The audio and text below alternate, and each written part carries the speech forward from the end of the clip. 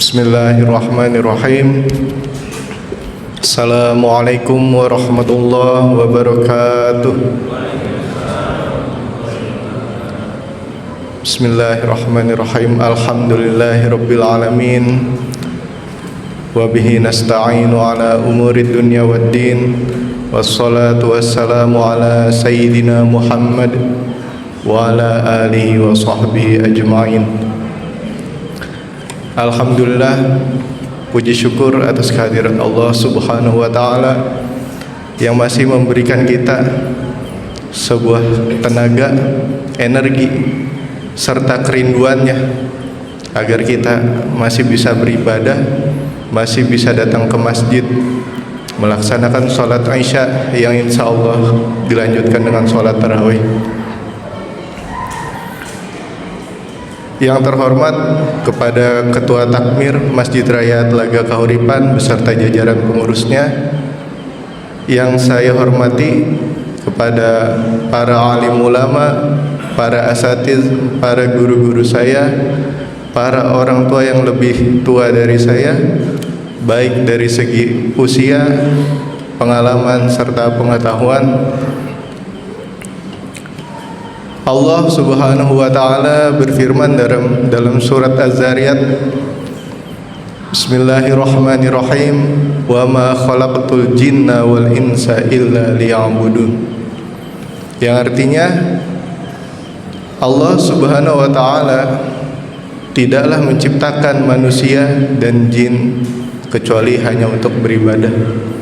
Yang mana menurut tafsir para ulama bahwasanya Allah tidak membutuhkan ibadah kita, melainkan Allah menjadikan sarana kepada manusia dan jin untuk mendekat kepada dirinya dengan sebuah ibadah. Ibadah berbagai macam bentuknya. Ada sholat, ada puasa, zakat dan lain sebagainya. Dan sudah barang tentu ibadah ini bukan hanya baik bagi keimanan kita, melainkan semua ibadah pasti baik bagi lahiriah maupun batiniah kita. Contoh dalam hal sholat,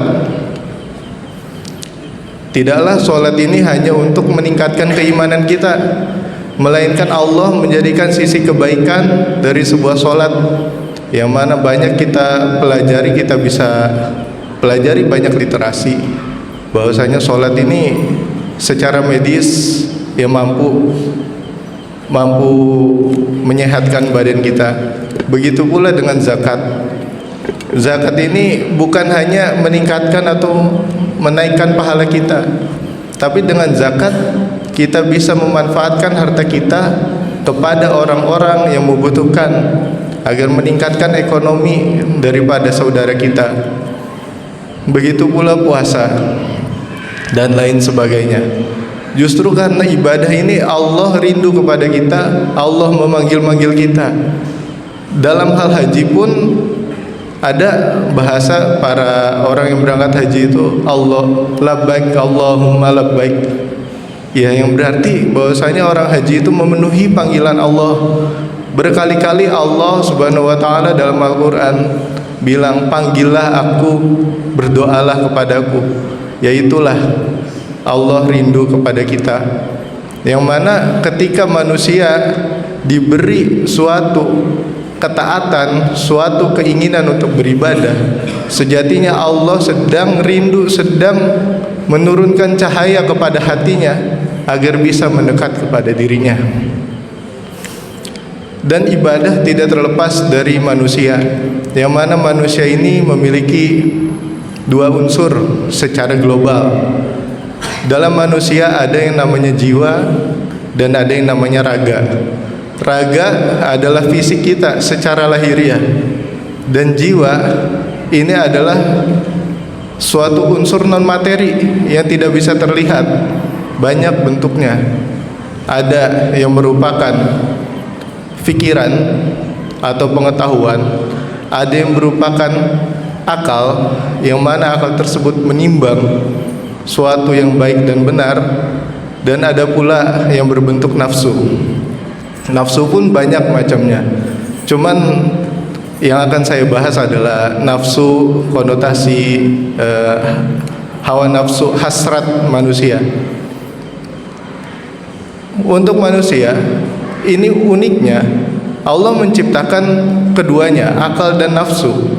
Yang mana akal ini bisa mempertimbangkan manusia menjalan kepada kebaikan atau keburukan, dan nafsu adalah suatu hasrat keinginan duniawi yang mana kita, ruh kita berada di dalam raga kita, di dalam badan kita, yang badan kita itu butuh akan kehidupan, butuh akan keinginan-keinginan hasrat duniawi seperti makan, minum, dan kebutuhan lainnya.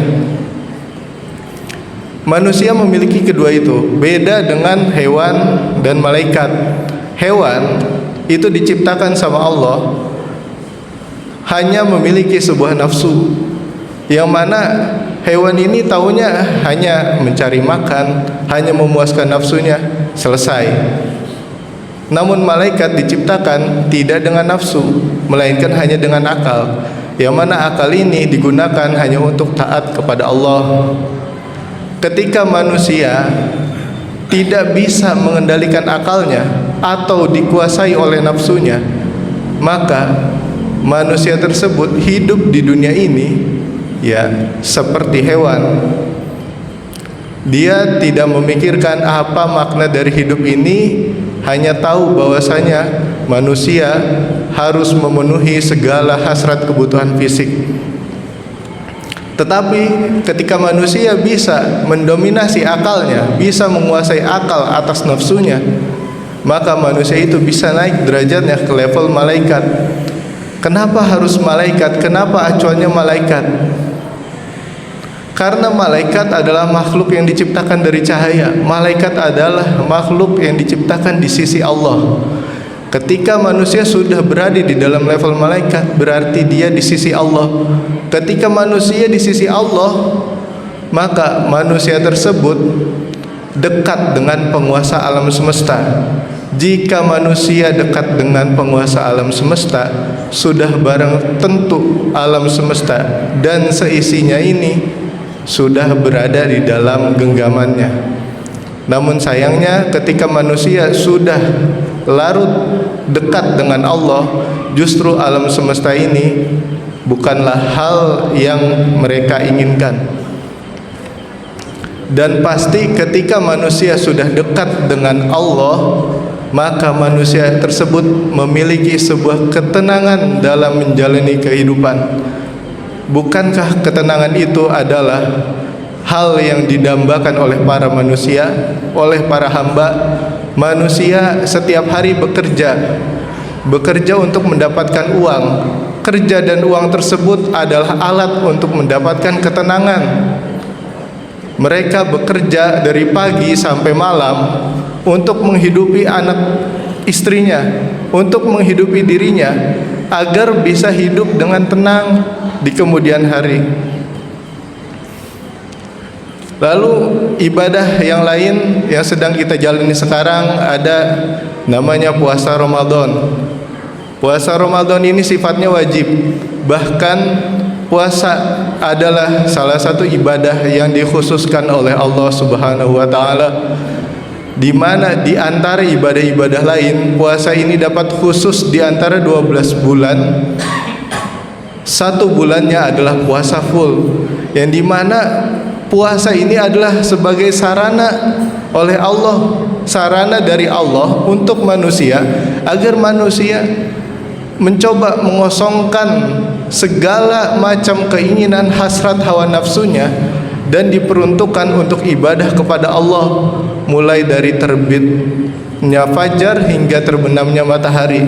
Bahkan malamnya pun dilanjutkan oleh sholat tarawih, dan dilanjutkan dengan iktikaf dan lain sebagainya. Puasa adalah sarana untuk menahan diri, dan bahkan esensi dari puasa ya adalah menahan itu sendiri. Berawal puasa adalah menahan lapar dan minum, menahan kelaparan dan dahaga, di mana ini adalah salah satu unsur dari manusia, yaitu kebutuhan perut. Ketika manusia berhasil di tahap pertama puasa menahan lapar dan minum, menahan hawa nafsu perutnya, ya berarti manusia sudah bisa mengendalikan salah satu dari unsur tubuhnya, yaitu unsur perut, unsur keinginan hasrat untuk memenuhi kekenyangannya. Lalu yang kedua, tingkatan kedua adalah manusia ketika puasa bisa menahan diri dari perbuatan buruk, baik itu perbuatan yang dilakukan secara fisik maupun perbuatan yang dilakukan secara lisan. Ketika manusia bisa menahan dirinya dari perbuatan buruk yang dilakukan secara fisik maupun lisan, berarti manusia tersebut bisa menjaga anggota tubuhnya, bisa mengendalikan anggota tubuhnya dari perbuatan buruk atau hawa nafsu. Disitulah akal mulai mendominasi, akal mulai di atas daripada nafsu tersebut.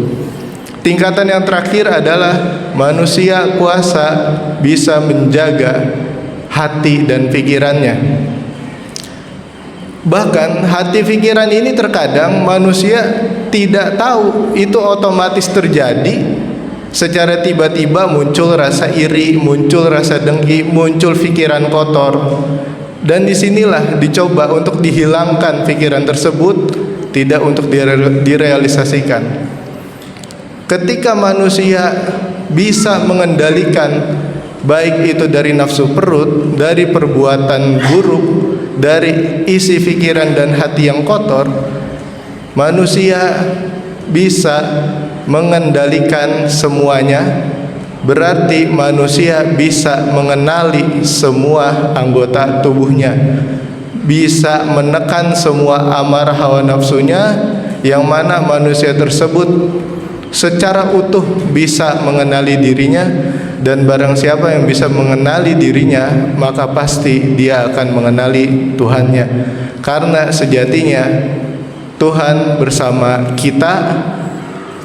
Kita tahu apa yang Tuhan tugaskan dalam penciptaan kita, dan kita pun akan mengerti apa tujuan hidup kita, apa yang harus kita lakukan di dunia ini. Ketika manusia mengetahui semua tubuhnya, semua anatomi baik secara fisik maupun psikis dari tubuhnya, manusia tersebut pasti akan berpikir bahwasanya semua ini berjalan, semua ini bergerak pasti bukan atas dasar dirinya, melainkan ada Tuhan yang mengendalikannya.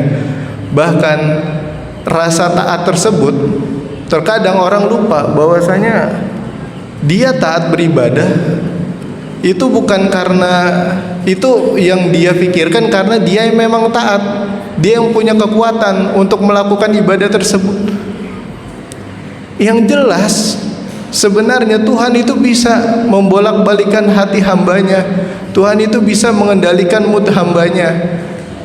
Justru ketika manusia tersebut taat, ya berarti manusia tersebut sedang dapat cahaya, sedang dapat karunia hidayah dari Allah untuk beribadah kepadanya. Dan dari sinilah kita bisa pelajari bahwasanya makna dari la haula wala quwata illa billah, tidak ada daya dan kekuatan apapun kecuali karena Allah. Allah yang menggerakkan kita, Allah menggerakkan tubuh kita. Tubuh kita bergerak dari organ dalam, dari sel darah, jantung dan lain sebagainya. Tapi terkadang kita lupa, jantung tersebut, paru-paru, darah dan lain sebagainya, itu pasti ada yang mengendalikan, tidak serta-merta otomatis. Nah, disitulah esensi dari haul dan quwwahnya Allah yang terkadang kita lupa. Sekian dari saya, terima kasih. Wallahu a'lam. Wassalamualaikum warahmatullahi wabarakatuh.